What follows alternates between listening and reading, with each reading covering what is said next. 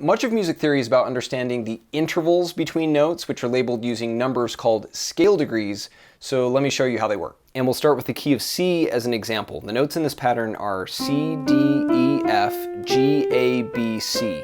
And it follows a pattern of whole step and half step intervals, where W here means whole step and H means half step.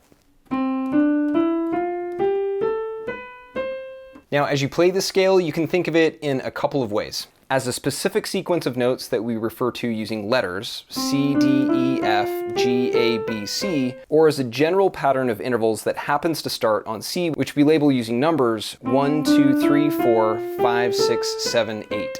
Both of these patterns produce the same results, but you get there in different ways. The letters spell out the exact pitches to play, while the scale degrees plot a more general path through space by highlighting the distance between the notes rather than the notes themselves. So the scale degrees are a more universal tool, kind of like a musical ruler that you can use to shift from one key to the next, measuring the distance between notes and marking the pitches to play, whether you're in the key of C or D flat or D, etc. These same scale degrees apply to all the keys, to every key in music.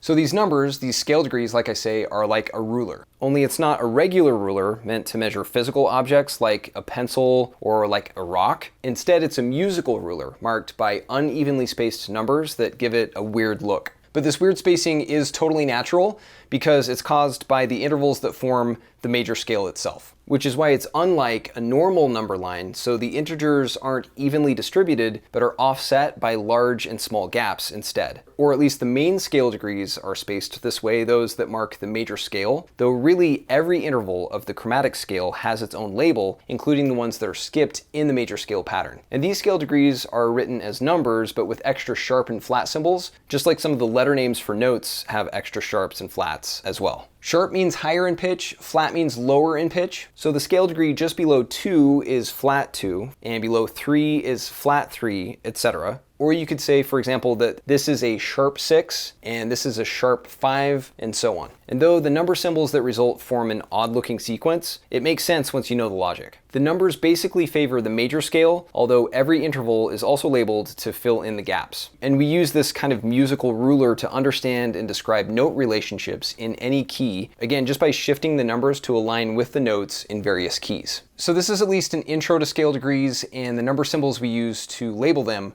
But like I say, much of music theory is about these intervals, so there's definitely more to talk about here.